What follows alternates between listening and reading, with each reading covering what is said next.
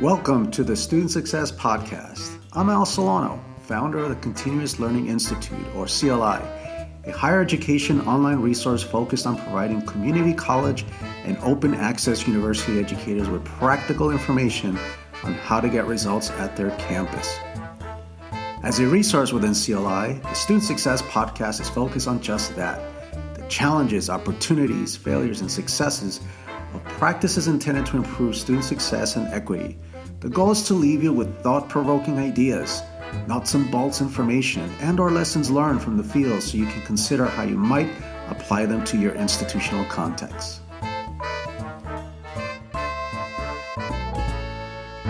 For today's podcast, it's a pleasure to have Dr. Denise Maduli-Williams. Denise is an associate professor of English and English language acquisition at San Diego Miramar College, teaching online, hybrid, and in person. She earned her master's in TESOL from Teachers College, Columbia University, and her EDD in educational leadership through the joint doctoral program at the University of California, San Diego, and California State University, San Marcos, where her research focused on factors of connection and social presence of students of color in online community college courses. Denise taught English and ESL for over 2 decades in various settings, including a California prison, a village in Botswana as a Peace Corps volunteer, and New York City public high schools. She finally found her home in community college, teaching at Harold Washington College in Chicago and the City College of San Francisco. In addition to her faculty positions, she has also served as the online faculty mentor, online accessibility mentor, and faculty evaluations coordinator. A soon-to-be empty nester, she loves the beach, spoils her Jack Russell Terrier Bella to bits, and has recently become addicted to Zumba. Welcome to the Student Success Podcast, Denise. Hi, Dr. Al. It's a pleasure to be here. Thank you. So I always like to start the podcast asking all guests something beyond their work, a hobby or a story or a superpower. Would you share something, please? Sure. I will begin with the last line of that bio you just read, which is about Zumba. And I think over the past year, I've gone from taking Zumba classes, once or twice a week just for fun that I stumbled in, to taking classes or going to Zumba every single day and many times twice a day. So the number of steps I have now is pretty high per day because of Zumba. I think that there's multiple reasons why that's become such a big part of my life. Some of it is that just post-pandemic, it was fun to be in a space, a face-to-face space in community with people. But just this idea of moving my body. I'm not a trained dancer in any way. So learning something new. I also don't speak Spanish. And many of the Zumba songs are, Spanish based. Being in this room with just a very wide, diverse group of people and really super fun, talented, clever instructors just reminds me of being a community college educator and a student, because it really is, Zumba for all, access for all. You'll be in this gigantic room with people from 18 to 80 years old. Some people have, physical challenges. Some people are doing it for the first time. Some people are regulars that have been going to the same instructor for many months. You have all these levels coming together in community, and it's just so much fun. For me, it's fun to try something new, to fail. We always talk about this with our students, but to have this feeling of everyone else is going left and I'm going right. And now everyone just turned around and I'm still facing the front, and to know it's okay to make mistakes and then to get better every time. It's also really fun to see multiple instructors and see the ones that shine and why they do, how they build that community with their courses. And they never know who's going to walk in the door. So I'm just so always inspired by them. Whoever shows up is there. So they have to somehow include everyone, but then retain consistency.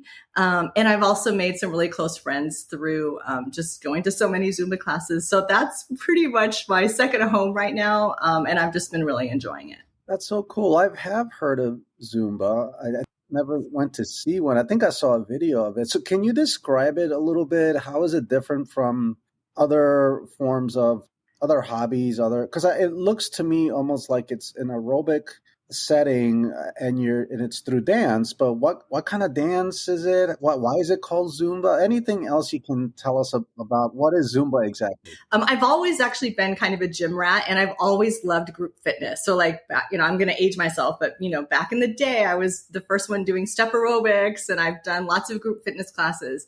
And Zumba is yes, it's aerobic. It's Latin inspired dance. Dance fitness is basically kind of how I would call it. And instructors, are Zumba certified. It's huge, right? It's international, really. They're Zumba certified, and there's a really particular way of being a Zumba instructor. One thing I think that's really interesting is that in traditional Zumba classes that I go to, the instructors don't actually cue through speaking. Like back in the day with my friends out there that did step aerobics or, done other kind of group fitness classes, the instructor will always tell you and then shout out things, but it's all through hand motions. And so you just kind of literally learn by doing and kind of follow the crowd. And I think that every instructor has their own spin on it. So it's not like you go and it's the same every time. Different instructors do different, choreography, different songs. People are inspired, everything from salsa, bachata to reggaeton to Indian inspired dance to kind of more hip hop, so it's just, you kind of never know what you're going to get when you walk in, which keeps it really fun. But then there's also this fine line instructors have that where they do consistently some of the same songs so that people know the dances.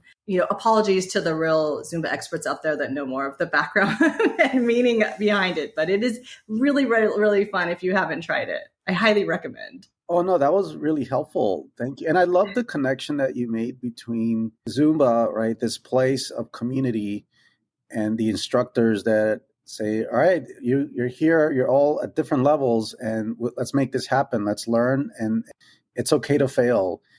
And I really like the connection you made, that community with that key word. That's sometimes we just miss it when we say community college, right? That word community is so important. And that's what we do try to do at these precious institutions is create community, have an institution of higher ed that, by the way, is college. It is a college. It just happens to be part of your community. So I love that connection. Thank you for that. And we met a few years back, actually, when the pandemic started.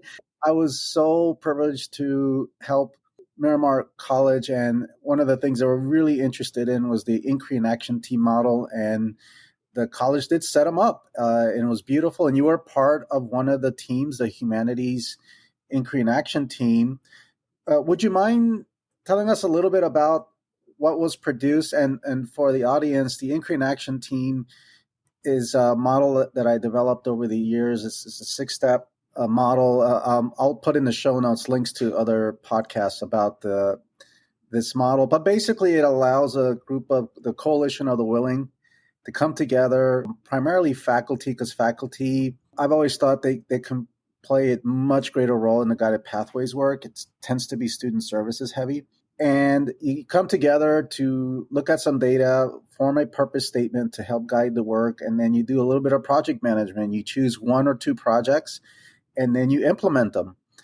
And so what's the project that you worked on, Denise, as part of this team? Sure. That teamwork was so valuable. Part of it was because although I knew many people in the humanities at my college, we were working with adjuncts, we had counselors and other professionals on our team. So it was super well-rounded.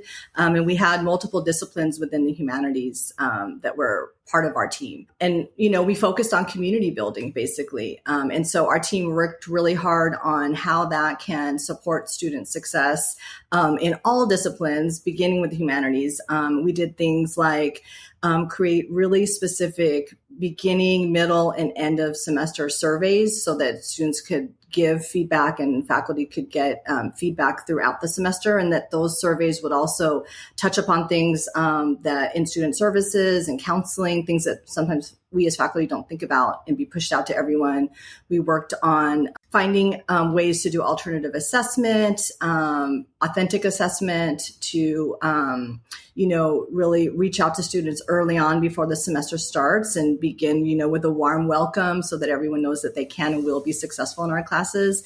And our final product was a Google site, which housed all of the different things that we co-created, from surveys to activities to sample projects. And then that was, that is now still available to the entire college to pull from. And we made things really public. So like the surveys can be copied and just put right into your Canvas shell.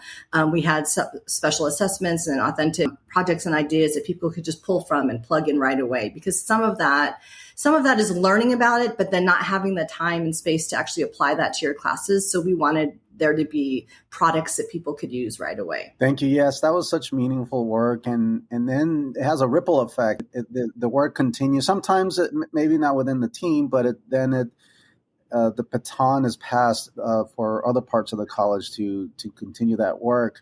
So I'm so excited to have you here because there's a group of remarkable, amazing faculty that I follow on social media. So I've had a podcast with, I think you can call her your sister, Maritessa Pigo, and she really unpacked how to be equitable online.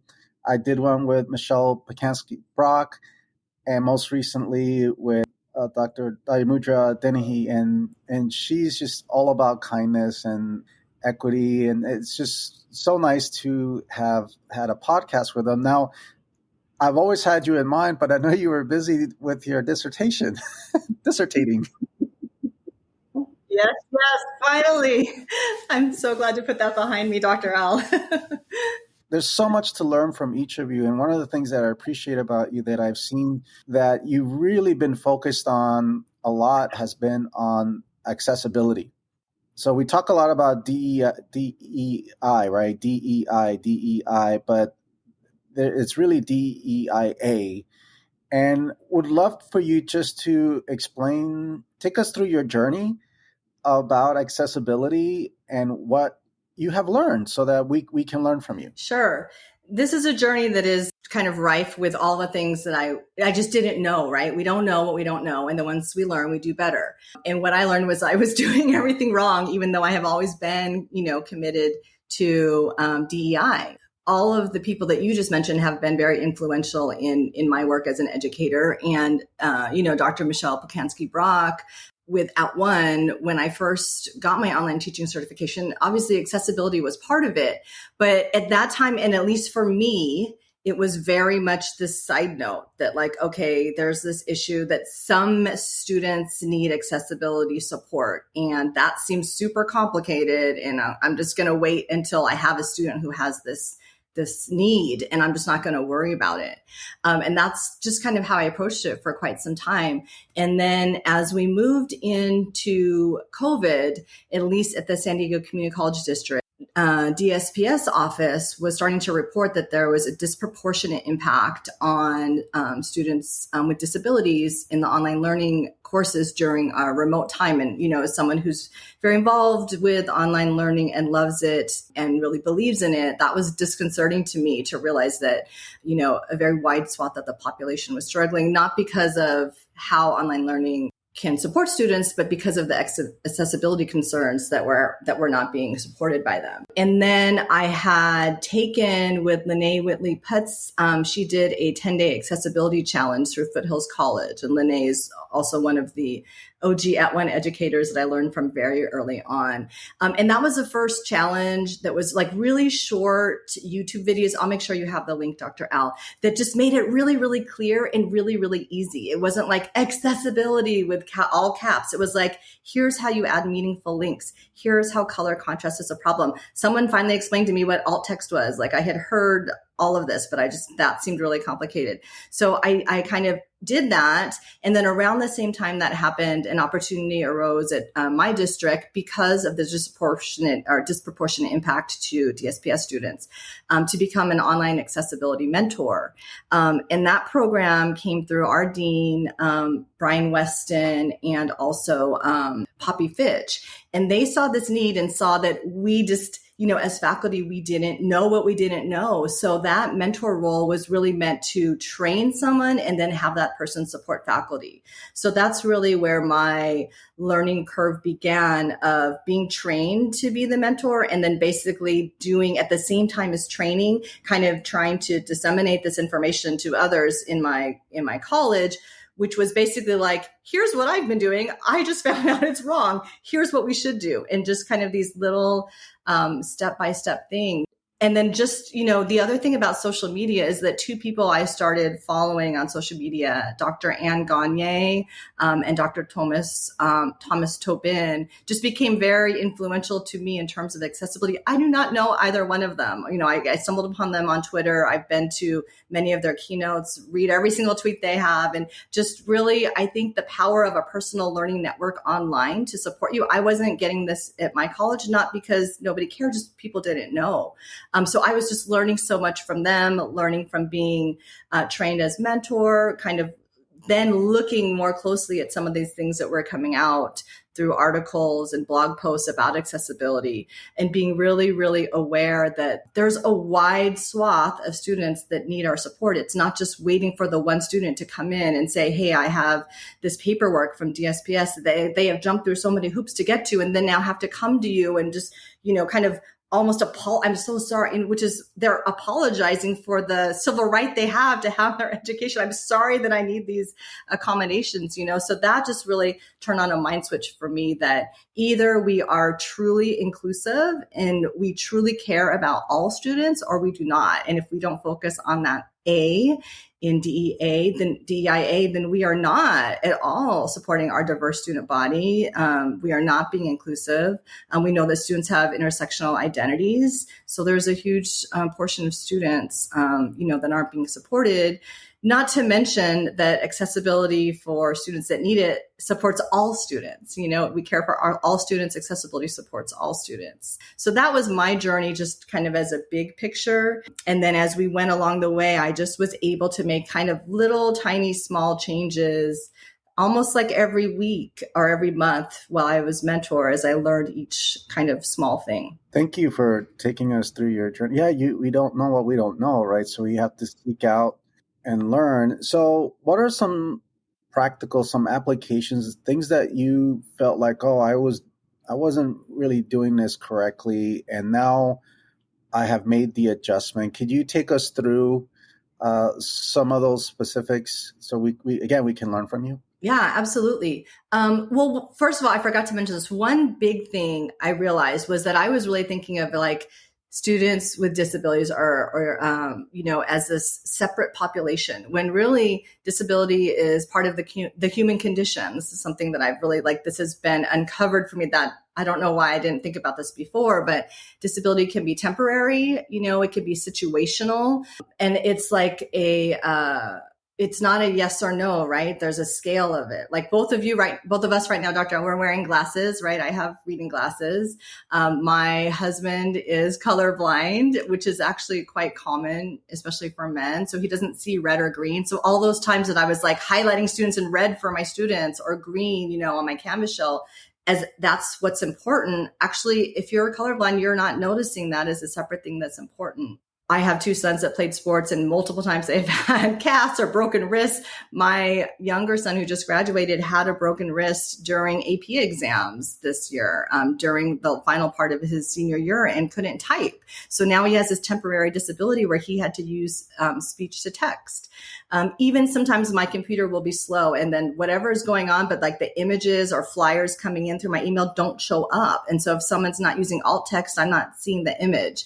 So that whole mind shift for me helped me switch over. One of the first things that I really learned about was alt text. And I had heard this kind of bantered about, and I didn't really know what it means. And basically what it boils down to is if someone has any challenge where they're not able to see visually the images, the infographics, whatever visual you're posting, and you're either putting into your coursework or putting through emails or communication to students, if there's not alternative text to describe the image, then those students will not know what it is, because the screen readers will actually read out loud whatever's on the page, right? So if you have a document or some content for students, it's just reading out loud, and then they'll come to an image. And if there's no alt text for the image, it'll just say image, or it might say, in my case, when I first was horrified and like turned on screen reader on my Canvas page, it would say whatever the title was that I had saved the image as. And I do all kind of weird things. So it would be like screenshot 9925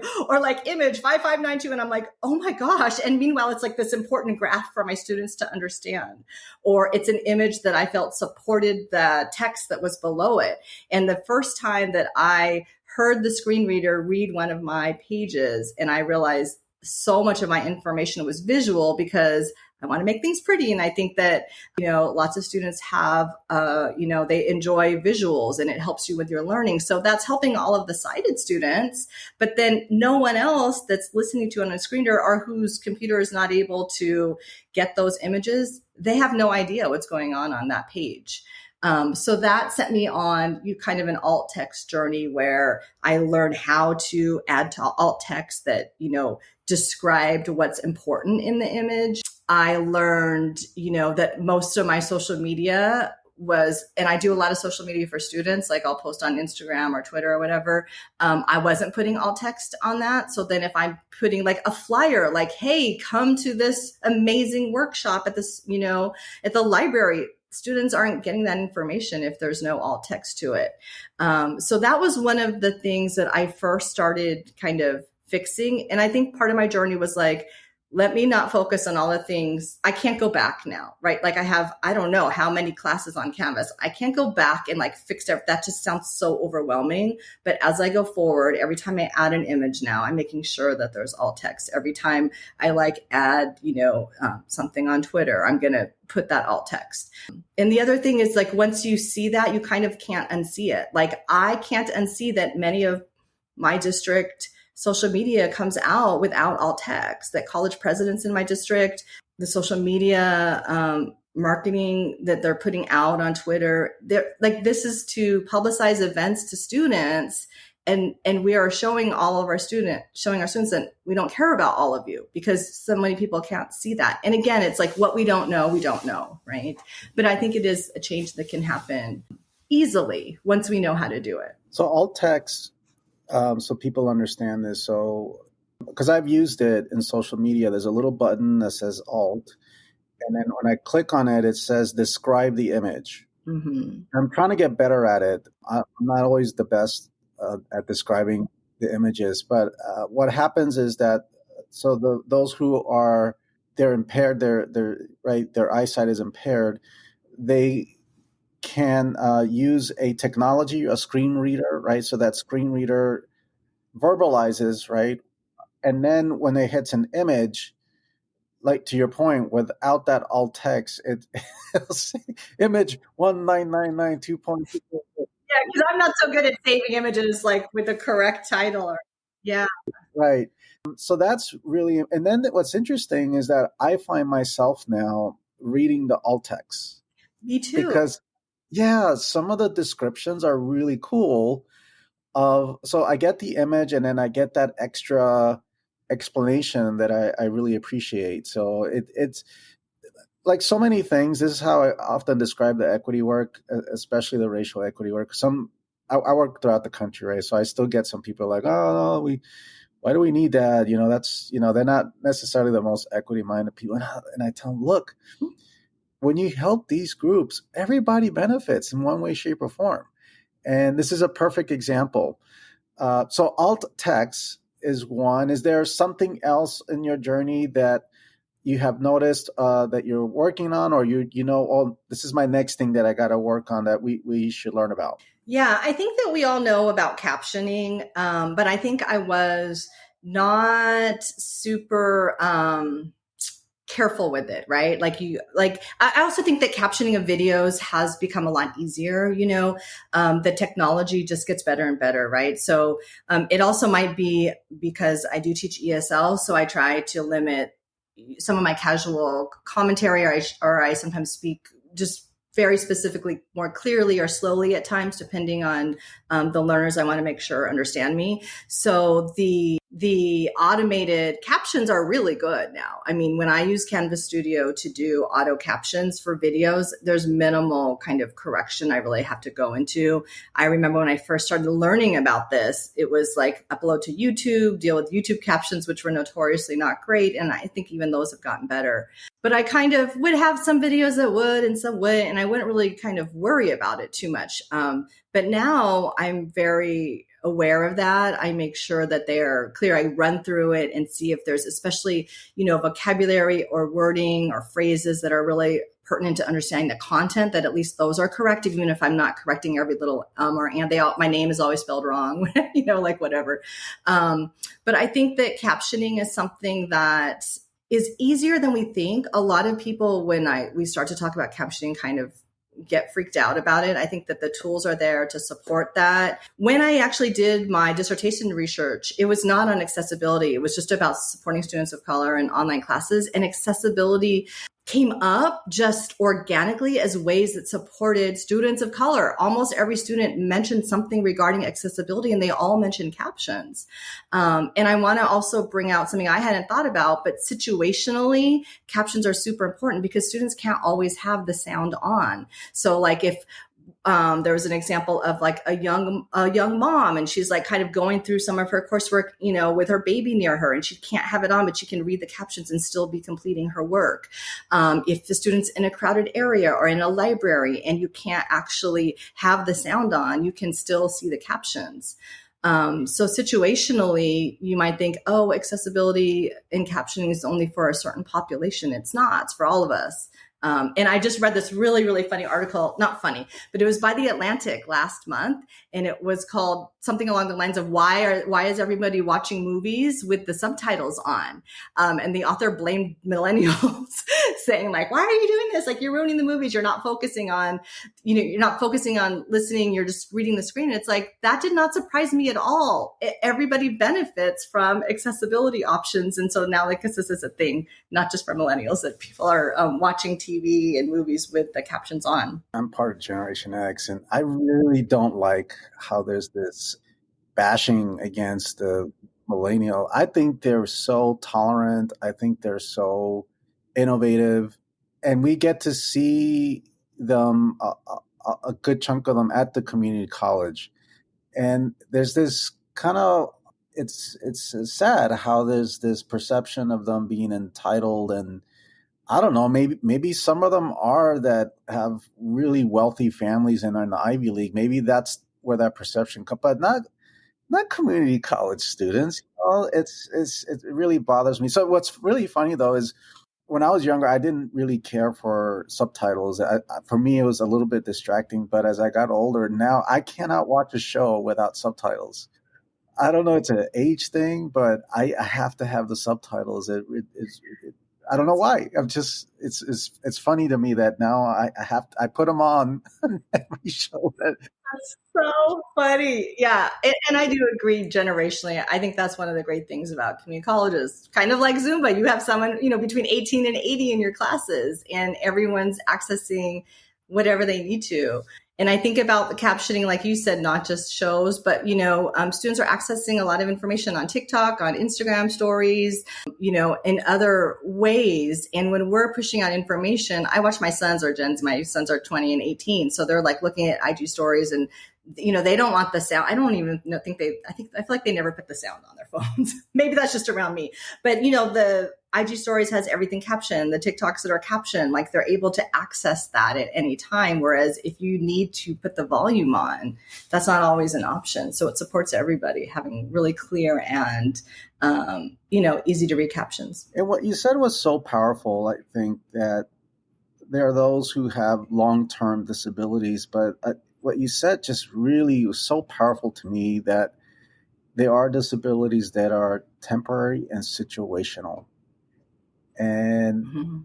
that becomes even more so when community colleges, right, they open their doors to everyone. Yes. And so and we have people that it's a privilege, right, to teach them, not a burden, as I always say. And they have had a challenges in their lives, and to take that extra step to make things accessible, because we don't know how many of them are dealing with a situational temporary disability, can mean the difference between staying or leaving, right? It's Yes, 100%. for all my administrators out there, accessibility could be an enrollment strategy. True. And I think I went to a really great presentation during South by Southwest EDU on disability in higher education. And I will find out the source of the statistic. But basically, this idea that we think there's just a small portion of students. But what I learned was that over half of students with disability are not reporting, right? Because just either the stigma of this or the hoops that they have to jump through to get the correct paperwork, or maybe they did for one semester and then it was just not helpful, so they just didn't. Administratively, we want to make that easier for students, but we also want to be aware, just because someone didn't come into our course with the paperwork, it doesn't mean that a good portion of our students will benefit from this, and that they really do need our support in many different ways. Yeah, I think back, I've had some issues throughout my life, and it would have been nice to have an accommodation, but I didn't take the extra step to even ask for it. So the alt text, the captioning, is there anything else along the way that you feel we should know about? Yeah, I think the two other things that were really important learning curves for me were color and then also meaningful links. So I mentioned that my husband's colorblind, and it's very common, color blindness for red and green. But I used to love to make things like really colorful and pretty. And I was like highlighting things and underlining things and making things in different color. And I still see that, in presentations, in content. But the fact is that it can be really distracting. So you can go into a color contrast app, or you can go into Canvas will actually let you know if the color contrast is not strong enough. So that, like, let's say you do something like a light blue and white or something, the contrast is not strong enough for someone to see something just in normal text or in a presentation. But more importantly, if you are using color as your only way to highlight something of importance, and then the students cannot tell it's a different color, then they are not going to know it's important. And I did this all the time. I'd be like, in all green or all blue or all red, something really important, like make sure you read this, or deadline, or this. And it's like, oh my goodness, that is actually not getting the information to all my students. So you want to bold it, you want to make it bigger, maybe you want to italicize, but you cannot just rely on color to give you that information. And then you want to make sure that that color contrast is really clear. The other thing with meaningful links that came out to me when I went through and, looked at listened to some of my pages as a screen reader, is that whatever you are putting in the title as the link, it should be a descriptor to what that is, because otherwise the screen reader will read it and the student listening will not know what it means. And for example, I used to say things like, if you want to know more about, this book, click here. And then I would highlight and put the link, and all it said was click here. Click here is literally no information, or go for more here. And I mean, I think the first time I looked at my page, I had click here for every single link. And what you want to do is go back and actually put the title of what that is, San Diego Library website. If you want more information, click on the San Diego Miramar Library website, and San Diego Miramar Library website is the hyperlink. So then it reads it. The other problem is if you just copy paste the whole URL, because then it will literally read each letter out loud, because it's not a word. And we all know that URLs are really long and unwieldy. So then it's just this long string of things, which also gives no information. So writing meaningful links, it's just kind of a mindset change. I actually have problems like figuring out how to work my sentences to make that clear, to write the sentence so that it included the link correctly. But that's a small change that is really, really powerful, because then if a student is going through and just clicking through and listening to the links, they know what each link is, instead of just click here for every single thing. And again, it helps everyone, because when you see click here, now you took a little bit of extra effort to actually title it, and that's super helpful. Yeah. Yeah. A quick question about that. So if I'm providing a link and it's hyperlinked, so I have the title and then I embed the hyperlink, does the screen reader get confused, or should I put the title and then colon the link? I'm not sure how to do that. What do you recommend? Yeah, you don't need, it won't get confused. So it will just read whatever that title is. So you don't need to worry about it being hidden or anything like that. The other thing I learned about color too was, so you don't want to do anything else blue or underlined, because blue and underlined means it's a hyperlink, right? So I used to underline for emphasis all the time. And then I learned that, underlining really indicates a link. And so does blue. So you want to just kind of take those out of your repertoire of colors for students, because it will automatically make that a blue underlined hyperlink, and then students will know they can click on that. Wow, just the littlest things, right, can make such a big difference. Yeah. Now, the color blindness have you find that it just varies by person, or is there a dominant color where for a lot of people, is it the green you said and the blue that they... Red and green is most problematic. And then it is the color contrast. And so that has to do with the contrast between like the background and then if you have text on top of it, right? So, and I love some of these different technology tools for creating beautiful slides. Canva's one of them.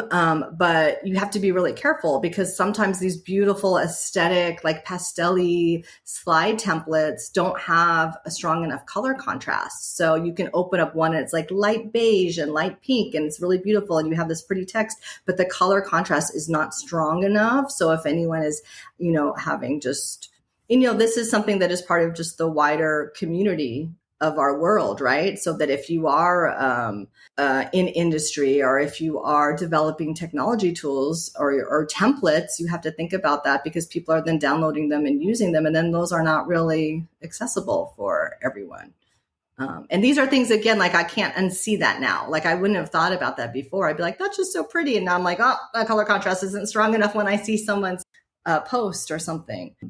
And it's just like you learn one little thing, and then it does make a really big difference, and you can just carry that forward. And we can just always then ask, right? So then whatever setting we're in, whatever tool we're using, whatever, email flyer people are sending out, we can ask, is that accessible?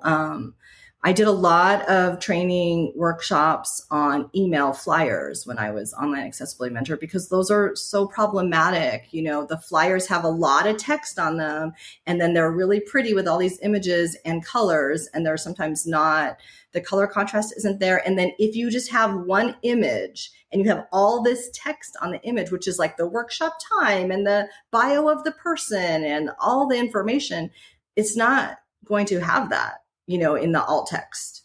And sometimes alt text limits you might have a limited number of words or characters. So if you dump everything on this flyer with all this text, or like infographics are really problematic, then how are you going to translate that into text that a screen reader can read if you're doing a beautiful flyer with so much information? And for non-digital content, like a paper flyer, how is that made accessible for students typically? Do you know? I have seen some paper flyers that basically will have a QR code or something on it that will then go into a web-based version, or like just a text-based version, like a Word document or something where there's text there. But frankly, most communication that our flyers still go out, at least in our district, through email. People aren't necessarily printing those out. So people are sending flyers as attachments or embedded in emails, and the flyer has all the information. And then if you click on the flyer, either it's a PDF, which has its own problems, or it's an image, which will just be image, or however the person saved it. So, the easy hack for that is to put all of that information in the body of the email, because anything that's web-based, the screen reader will be able to read all of that. And anyone else can actually read that more easily, especially some of these flyers or some of these templates that have like really different types of typography and images and things that kind of are not super clear cut. So if you were to design a PD, let's say a flex day is coming up in the fall, and people listening here, they're like, wow, this is really important. We really need to be more intentional. How would that PD session look like? What would you cover? Oh, I thought you meant the communication. You mean the actual like PD of what to do. Yeah, so we learned four components. Would it be those, right? The alt text, the closed captioning, color, etc. What is that, or would you chunk it up because it could be too overwhelming? Would you do, maybe in the fall we do two, maybe in the spring we do two, because as you know, I do a lot of work with faculty, and I'm trying to help them improve their craft. But I also know, do one or two things, do them well, and then next semester do one or two things, do them well, and build up. Don't feel like you need to overhaul everything, right? So how would you design that session or PD? How would you like to teach faculty to be more intentional like you are now? Well, there's two ways. If someone's personally interested, I think that I will just promote again that 10-day accessibility challenge through Foothills College, because those videos are like 2 minutes each, and I think there's 10, and every day you learn something new and then you can apply it. But for me, when I was going in and trying to support, my college, I was at first doing these like hour-long workshops and like making all these videos, and it's difficult, right? So what turned out to be, I think, the most supportive was these little 15-minute things we called PD snacks. I can't remember who, that was not my idea. Someone in my college came up with this idea of PD snacks. And they were just little bites. You come for 15 minutes and we just do one thing. And so it'd be like PD bite. Here's how we, do meaningful links. Here's a link. Now we change it. And each of these little things has like, alt text could go on for like an entire year because of things like infographic, but it's just like, okay, just for alt text, we're going to just learn, here's a picture, here's what you put in. We're not even going to talk about maps. Like, let's not worry about maps right now. And these little 15-minute PD snacks, I think were really helpful for people to get a dip into it, because I know I personally get burnout very easily as a faculty member, and I get very, very overwhelmed. So to go in and do a very big presentation on like, there's actually the big 7. Those are the big 7 accessibility things. It's like to go and do one whole workshop on the big 7. Everyone's going to walk away like, oh my gosh, never mind. But if you do one workshop and say, here's how you change the link, here's how we, you can do dark burgundy would be great instead of green. And then everyone kind of walks away with this one nugget and then works on that, like you said, for a while. For this semester now, I'm going to add alt text to every image I put up. Or for this semester, when I make an announcement, I'm going to make sure I don't use colors that are problematic. And then you've made like one small step that means a very big thing to so many of our students. And again, it could mean the difference between success, between we lose them or they stay.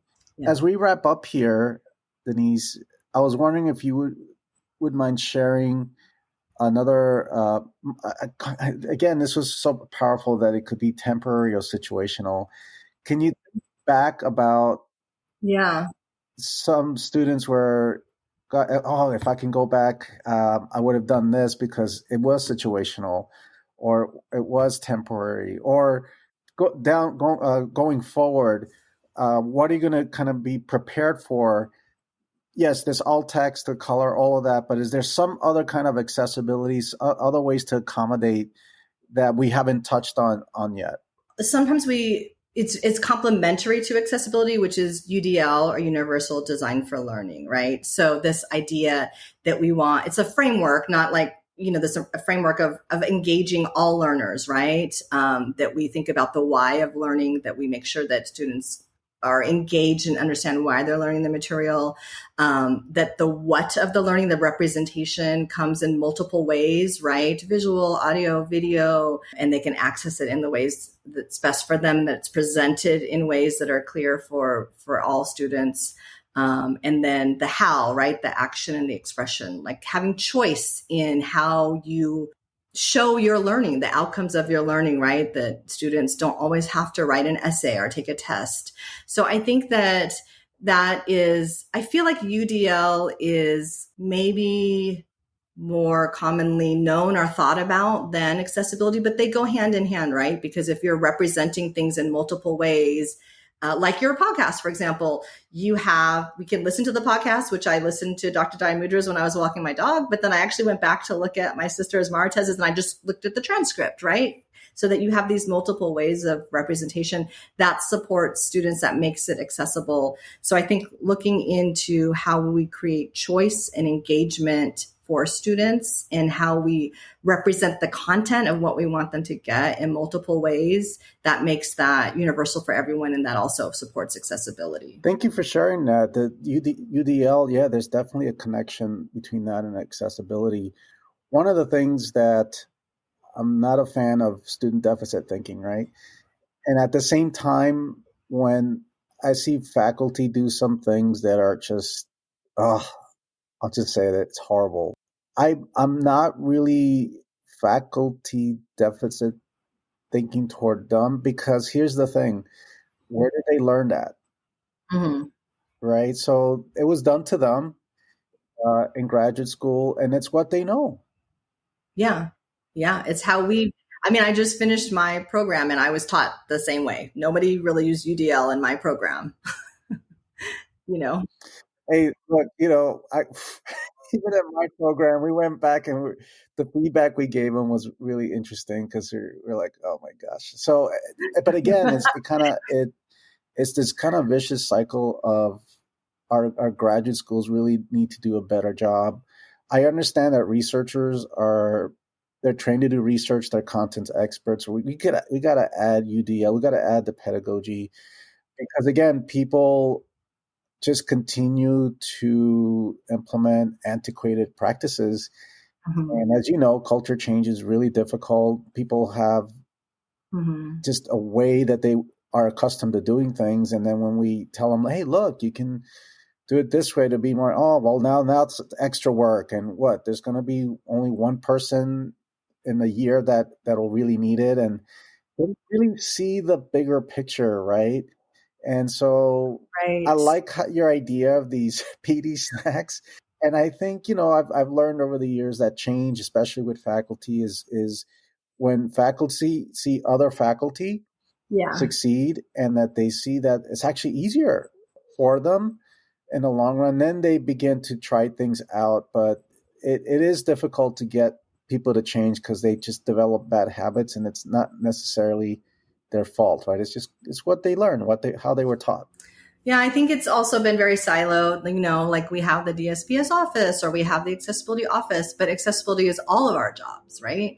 And it's not something that can be hacked on at the end. It's as you build your course, you build it in, because we care for and support all learners, right? That's the only way kind of to think about it. We can't really just pass it on to someone else. It's part of our own pedagogy. I think faculty, and I'm faculty, we get excited when we know that we're making changes that support students. That's our whole job. That's what we want to do. So I think part of it is just making it easily understandable, and small, tiny changes make a very big difference.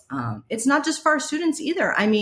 So if I'm, an administrator in my college and I'm sending out a flyer or some information for everyone, and then it is not accessible, so we are leaving out faculty with disabilities, we're leaving out administrators, we're leaving out professionals, we're leaving out all of the support staff on campus, not just students. This is like our entire population. We either care about all of us and we want all of us to have that information, or we don't. Well, thank you for bringing awareness to accessibility. Thank you for going through your journey and how you're continually improving your craft. Really appreciate you participating in the Student Success podcast, Denise. Thank you. Thank you so much. Really appreciate it. Thank you for listening to the Student Success Podcast. Each episode has show notes, which include helpful links and necessary follow-up information to help you get results. Please consider subscribing to the Continuous Learning Institute website. There are no advertisements. It's simply updates about articles, tools, resources, podcasts, etc., all tailored for you, the practitioner. Thank you.